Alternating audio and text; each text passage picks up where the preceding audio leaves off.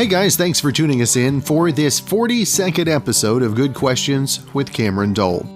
First off, I want to say thanks so much to my good friend Brandon Allen, who listened to the podcast and came up with our new theme music. And Brandon, you blew it out of the park, brother. Thank you so much. Now, special guests for this episode are going to include Amy Bruni. We'll also have Jay Wasley, Stacy Keach, and Deana Carter. If you would, please take the time to subscribe, drop a like, comment, leave some feedback, and share with your friends. Our first guest is Amy Bruni of Ghosthunters and the host of Kindred Spirits. She's got a new book, Life with the Afterlife, 13 Truths I Learned About Ghosts. First off, Amy, thank you so much for your time. Of course. Thanks for having me. I appreciate it. Now tell us a little bit, when did you decide that you needed to put the words down on paper in Life with the Afterlife? What was when was the light bulb moment, if you will? You know, I've been wanting to do this for a long time, but I felt like I was at a point in my journey that there was enough to fill a book. And honestly, there's probably enough to fill multiple books. But I was talking with my friend Julie, who's a writer, and she and I were just kind of brainstorming ideas. And I realized I wanted to do a memoir that kind of explained how I have arrived at these ideas about ghosts. And so it's part memoir, it's part like interviews with other paranormal researchers, and then it's also just filled with a lot of really great ghost stories. And what do you think is the biggest misconception folks have whenever you bring up the subject of ghosts or the afterlife? Well, I think the biggest misconception is that people think I actually know what ghosts are. You know, I still to this day am not. I won't tell you for sure that ghosts exist, or I can't tell you exactly what they are. I can just tell you what my interactions with these energies and entities seem to be. I don't know how or why they're here, but I do have so many experiences that I can't explain that really that fall into line with research and things that have happened. Like, there's just no explaining them other than somehow we are communicating with the dead. And so that's my, I'm very, it's very easy for me to say, hey, I think something weird is happening, but I can't tell you exactly what it is. And Amy, when was the moment that you knew the paranormal? When was it that the awe for that drew you in?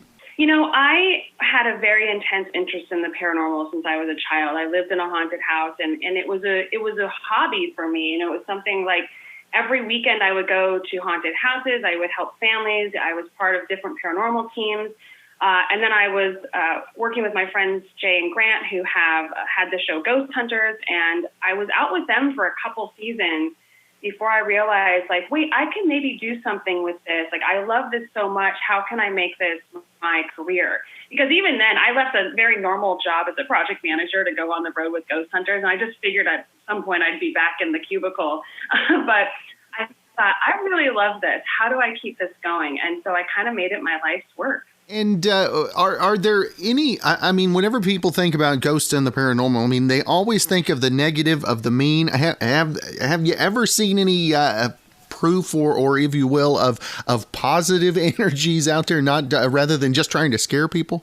Oh, gosh, absolutely. So I always tell people, before you assume something is negative, just remember personality types. Like, if you're dealing with someone who has passed away, or has been through something traumatic, or who was not a nice person when they were alive, that doesn't mean they're going to suddenly be a nice, friendly ghost. So, sometimes you meet people in the afterlife who don't want anything to do with you and who are mean, who will push you and scratch you and yell at you. And then you also meet other spirits who are very kind and who genuinely want something, who will say over and over, help me, help me. So there are very different, once you start realizing that people kind of carry over their personality into the spirit world, you kind of can recognize what you're dealing with. And obviously you've seen professionally how things getting good feedback, if you will, from the shows. What's it like on a personal level to get the feedback on your published work as well? The reviews are trickling in, and it's really hard. For some reason, putting a book out is like so intensely personal. And so it got a really great review in the New York Times, which was huge for me. And I was like, okay, if that's it, I can take it. So I'm kind of trying not to watch like Amazon and Goodreads and stuff, but so far it's been overwhelmingly positive because it's just it's a fun read for people, especially this time of year. It's that kind of book you want to curl up with a, cup of hot cocoa in front of the fire and scare yourself. Now, did you from writing this one? Did you get the writing bug? Have you learned some ins and outs that you can take into book number 2? Yes, definitely. Thankfully, so my friend Julie wrote this with me, and she really kept me centered because my brain is all over the place, and so she as long as I have someone who can keep my thoughts in line with me, then I can do this again. And so yeah, we're already brainstorming for book number 2. So hopefully that'll be in the future, but I'm really excited for people to read this one and let me know what they think, because I think that will guide me more than anything. And again, that book, Life with the Afterlife, 13 Truths I Learned About Ghosts. Amy, I always want to make sure and let folks know not only more information about the book, but where they can keep up with everything you got going on social media-wise as well. Yeah, I'm all over social. It's all at Amy Bruni, AMYBRUNI. And so you can keep up with everything I'm doing, Instagram, Twitter, Facebook, you name it. All right. And again, Amy, great to visit with you this morning. Hope you have a great rest of your week and best of success with the book as well. Awesome. Thanks so much for having me. Our next guest, Jay Wasley. We'll be talking about Ghost Adventures special episode that's going to be premiering Thursday night, Horror at Joe Exotic Zoo. That will air at 9 Eastern, 8 local time on Travel Channel. First off, Jay, thank you so much for taking the time to be on the show. Yeah, absolutely. Thanks for having me. Now, Jay, obviously, the Joe Exotic Zoo is a hot spot, a hot topic. And what was your first thoughts whenever the idea of doing the ghost adventures at the zoo came up to him? Yeah, I was excited. I was on board from the very start. As soon as I heard that we might be able to do it, I was like, yes. When the series came out at the beginning of the year, I think like the other millions of people, I was engulfed by it. I was sucked in. I was, just drawn to this crazy story and these characters and the twists and turns of it all. And so when I heard we were able to get in there, we were able to kind of add to the next chapter of it, I was 100% absolutely, we got to do this. Now, when you guys go in, what are the biggest hurdles you guys have to encounter whenever people see you, whenever you've come to town? Logistically, I mean, every investigation is different, so it's kind of tough. There's a lot of on the fly, like kind of in the moment things that we have to adjust for and get through. And this one was particularly difficult because it was kind of our first bigger investigation back during the pandemic as well. So it was kind of a whole new world of style of filming and how to approach things safely for everybody. So it was that. And then from a paranormal sense, this zoo, all the stories and the things we were hearing, and it's a huge place and a lot of ground to cover. So we kind of did, these blanket investigations. We did a lot of split ups to try to cover more ground. And then really dive in and focus on these hot spots where things happen, like the gift shop and Joe's old house. And there's an area called the Back 40, which no one was ever allowed to go to, which kind of has this whole mysterious area to it. So it was a really cool, unique investigation. And I think the approach definitely, we caught a lot of amazing evidence. So I think it worked. And where was your first inclination towards the paranormal? When was your first interest in it? I was even as a kid. I remember being into it. I was kind of always fascinated by the unknown and myths and different beliefs and just I think it's an archaic part of all of us that we have this desire, the question of what is there anything beyond this world? Is there anything beyond this life? And I was always fascinated by that. And I remember as a kid having experiences. I had some crazy Ouija board experiences when I was a kid, and so I always believed it, and I was always fascinated and wanted to know more. And then real life kicks in. You kind of grow up, you get a job, you kind of get distracted from that kind of way of thinking. And then when the show came around, and they actually reached out to me about 10 years ago to work on the show with them, and it just came flooding back. And it was just this beautiful little, it kind of just clicked. And then the four of us just molded together, and we realized that, like, and we always talk about it, we joke today that, like, there's some kind of weird reason the four of us all came together, and it's kind of, we're still trying to figure it out, but we feel like there's a bigger meaning to it all, that just the four of us came together to be able to do what we do, and we're still doing it. And, to be able to explore the unknown and just to be able to do this, it's terrifying, but it's fascinating at the same time. And Jay, how much has technology helped things, especially in the last few years? Technology's definitely helped a lot, and we try to always keep up on new technology. We work with different engineers that develop things for us, or always kind of being aware. And what's nice about our show is that, we have the control, we have the freedom where it's just us, and we can try and do whatever we want. We're always trying to, approach everything the same, not the same way. It's not just a cookie cutter show. Each investigation is unique and different, so we try to apply different techniques and different experiments. And the greatest thing, honestly, the best piece of equipment we have is our own bodies. From doing this so long, you learned how to feel things and how to sense things. I'm not saying we're psychics or anything like that, but once you're in a situation so much, you're hypersensitive. You're aware of something's going on here. And then it's moments like that we'll be like, all right, here something's happening. Let's pull out a device to measure maybe the EMF, the electromagnetic frequencies, or bring out a spirit box and try to capture a voice, or do a digital recorder. And technology today is just getting better, with, we have like structured light sensors and thermal cameras and full spectrum, these devices that can literally see in the dark, and where we can't see at all, and it's picking up some amazing evidence and kind of really exploring what is out there. And what so far in your career, what has been the aha? What has been the one that was like, yes, that solidified everything that you've been doing so far? Right. There's been a lot. There's been a few times. There was a moment where we were all super excited when I believe we were at the Goldfield Hotel out in the middle of nowhere in Nevada, kind of near Area 51, just literally out in the middle of the desert, this old hotel. And on camera, we caught, and I saw it happen live. I was watching the cameras. A rock is sitting on the ground, and it lifts up and goes flying down the hallway and hits Zach right in the foot. And I saw it happen live. We played back, watched it over and over again, and that was one of those moments where, like, wow, we caught, like, the holy grail on camera. Like, just this evidence was mind-blowing.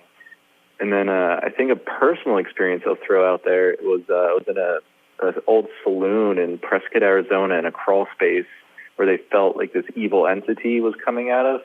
And I'm crawling around in there, and I have a camera with me, and there's nothing there, and you can totally see it on camera. Something grabs my legs and actually drags me backwards through the crawl space.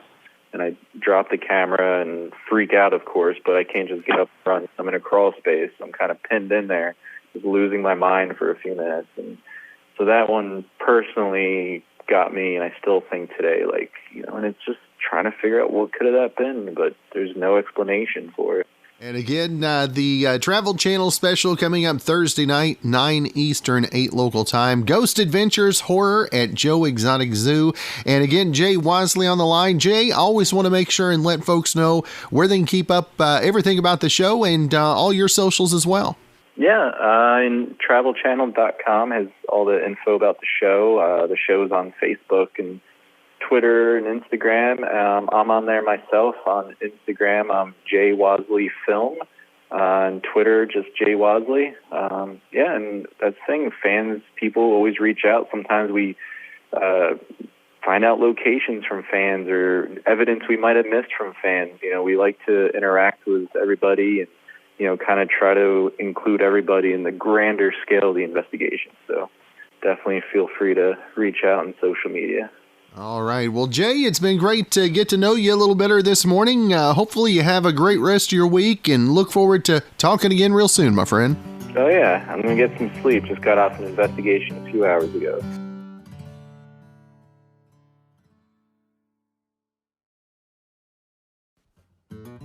Our next guest is voice actor and actor Stacy Keach. He's going to talk about his latest project, Sammynolie and Other Stories by Alexander Tsypkin, translated by Paul Lazarus. First off, thank you so much for always taking the time. Well, it's my pleasure. Nice to talk to you, Cameron. Now, Stacy, we always talk when you got something we're working on, and this is a very special release, Sammynolie and Other Stories. And Stacy, how did you get involved with the new project? Well, I was approached by my dear friend and colleague Paul Lazarus.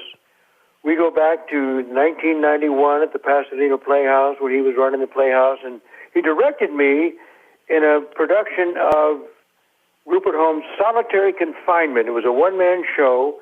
It was very successful. Went on to the Kennedy Center, went on to Broadway, and we've been friends ever since. And he approached me. He said, "I've discovered this wonderful Russian writer, and Alexander Tsypkin, and I'd like for you to read one of his stories, and I'm going to gather a bunch of actors together, and we're going to make a recording. Would you be interested?" And I read it, and I said, "Wow, this guy can write." And so that's how this came to be. And wonderful actors that I'm also involved with, Jason Alexander, Vanessa Williams, Michael Urie, Rachel Dratch, Tim Daly, Danny Burstein, Noel Wiley,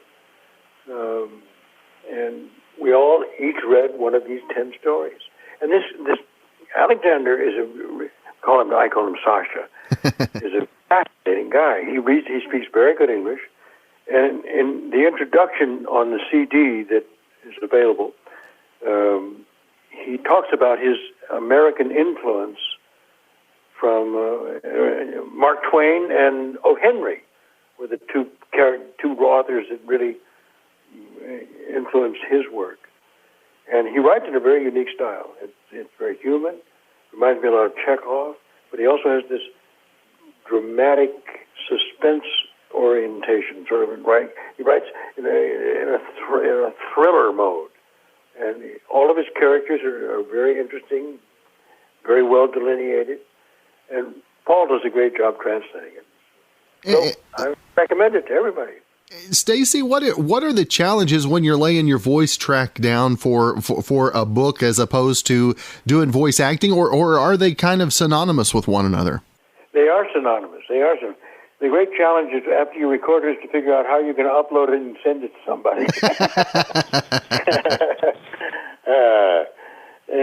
The glitches that occur along the way. We all become familiar with those glitches. I mean, and I've been doing a lot of Zooming lately, and that's full of glitches. But nevertheless, it's the world we're living in today. You know? So is Zoom probably the biggest challenge you've had to face here in 2020 since the pandemic has arisen? Absolutely, no question about it. Yeah, if you don't get you got to make sure your virtual background is right. If you're scrolling a script on Zoom and you what they call wandering eye syndrome, it's very interesting. So you've got to keep your eyes on that little green dot, and you've got to make sure that your green. I think we've discovered the green screen works much better than virtual background without green screen, because without green screen, you get wonky. Your hair starts to flare, and all kinds of weird things happen. You know, and the sync problems. I just finished Zooming David Story's home with a wonderful cast: Alfred Molina, Juliet Mills, Maxwell Caulfield, Anna Matthias, and the first act of the show was just slightly out of sync because there was an unstable connection with my computer that I didn't realize. So there are always these little, the challenges of acting in Zoom theater are, I think it's going to be the subject of a future book. There you go. And Stacy, how excited are you to see a debut work come to the U.S. From somebody that most people have never known, but to have the kind of the following that you guys have really bought into it? Oh, very excited. I think that first of all, nobody really knows about him in the United States until now, thanks to Paul Lazarus, really, because he brought Alexander Tsypkin to life. We brought him to life, but at his direction and behest. But I think that people are going to be fascinated with these stories. I love my story particularly because it follows this young businessman on a cocaine mission down to Peru. He gets involved with these characters that are, very, very complex, and he writes with great suspense, and each one of his characters are very well defined, very well delineated, and again, beautifully translated by Paul. So I think that and he also writes movies. So I think we're going to hear from him in the future once we get out of this mess and madness. As always, great to visit with Stacy Keach. You can find out more information about the books. You can get the stories and the recordings and written texts at tsypkinstories.com. That's TSYPKIN stories.com. And our final guest is country singer and star Deana Carter. Got a new movie coming up this weekend, A Very Country Christmas Homecoming. First off, always good to visit with you. You too. Thank you so much for doing this. Now, Deana, when did the acting bug kind of catch you, if you will? It's funny. I started it in high school and did musical theater there, and then in college as well, a little bit, dabbled in it. And I was in a series in Nashville in the late 80s, early 90s called Checkmate that never saw the light of day. It was sort of a Saturday Night Live kind of sitcom skit show, which was silly. And then my music career happened, and I got to have all these great opportunities in Hollywood with King of the Hill and Raising Dad and Strong Medicine and just some television first, and doing voiceovers and music for those things and playing a character in those shows. And then movies came after that. So I think this is my sixth film I've been involved in. So it's 3 in this series of the country Christmas movies with Up TV, which are just so much fun. And how surprising is it how early we start celebrating Christmas? It seems like the last decade, you put the Christmas decorations up for about a week and then it's time to get them back out, right?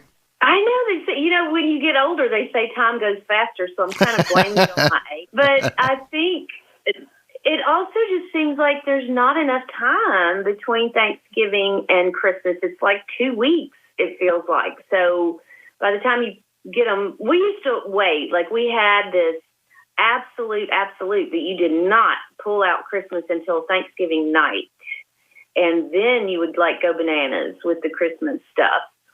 So now it's just kind of hard that just doesn't leave a whole lot of time, but try to honor Thanksgiving. I still try to give them each their due. Thanksgiving deserves the gratitude for our country and everything. And Christmas is a very special time for us and the birth of Christ and what we celebrate. So they each need to be celebrated separately, in my opinion. Now tell us about A Very Country Christmas Homecoming that's premiering this Sunday on Up TV. I am just so thankful to be included. I have played the role of Jolene, who is sort of the town matriarch. She's this very seasoned artist herself that had a blooming career in her young life, and now she's settled into this small town with Zane and Jeanette, Zane is a very famous artist himself now and has had a successful career. So she helped mentor Zane when he was young, sort of a mother, sister-ish figure to him. And through each one of these films, she's also developed her own story and character. They've, pulled out more of Jolene's background. So she has a past, an ex-husband and a child and her career and everything. So this film really lets them branch out and expose that a little bit more and have more fun with my character, Jolene. And Deana, like you said, you've been involved, this being the third of this series. How much different has 2020 made marketing that a new project for you? Well, I'm telling you, Brain Power Studios are just amazing in what they do. They film this quick. These films get done so quickly and efficiently, and then they turn them around within the same year, which is impressive because the other films I've worked on have sometimes taken years, to come out. And this production company is just spectacular in their work ethic. So we wrapped the shooting of this movie in early March, and I was barely able. We shot it in Barrie, Ontario, and I just got out like it was the last day. They said at midnight we're closing the border. So it was early on for our crazy 2020 scenario that we've been in. But they have maintained getting it done, and we're sitting here doing, a couple of days of promotion, and it's coming out on Sunday. So COVID has not stopped them at all. It's been great. And something I've been asking everybody as of late, especially, is what is the thing that you have learned from 2020 that you're going to be applying, something you had to learn and something you're now applying to your everyday life? Well, I had to learn that I don't need to eat and drink so much. That's number one. Number two is that exercise really is imperative for your mental health. Like to get outside and walk, have some meditation, quiet time, talk to God, pour out your heart. We can't contain all of our stress and worries on our shoulders. You have to have a resource to go to. And for me, I say my prayers, and to help get through all of this and have some peace in my heart. That's been imperative for me. And outside of that, trying to, putting pins on the map for things to accomplish around the house, our renovations around the house. You may hear that in a few minutes because it's prime drilling and hammering time around here. But yeah, just personal inventory around, like in your sphere of influence, really is what this has been about this year. And not to get on a soapbox, but through tragic events, you sometimes grow from them and things can be positive out of that. And I think realizing that we do need our home life and we do need the people around us and we need interaction. I miss being with people and on the road and for work and all that stuff for sure. But being at home with family has been really, really cool. That's right. And Deana, I want to make sure, again, remind folks about the premiere, also where they can keep up with everything you got going social media-wise as well. Yes, actually tonight is our Wing It Wednesday. We do it every week at 6 p.m. Central. That's on my official Facebook page. On Instagram, it's Deana Tunes. On Twitter, it's Deana Sings.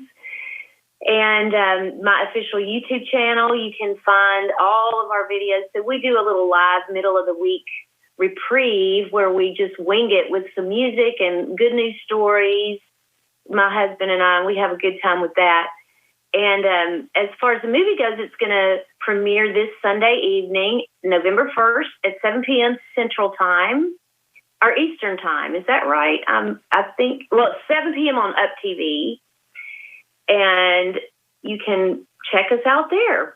There you go. Well, Deana, always great to visit with you. Appreciate your time today, and hopefully you can stay warm through the rest of the week.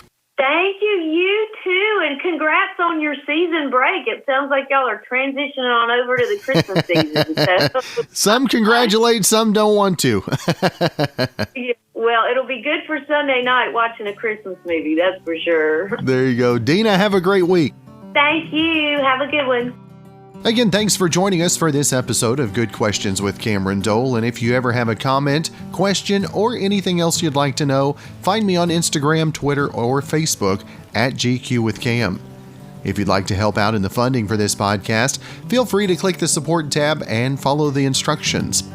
If you have a special guest idea, email me, gqwithcam@gmail.com. We'll be back with episode 43 coming up tomorrow.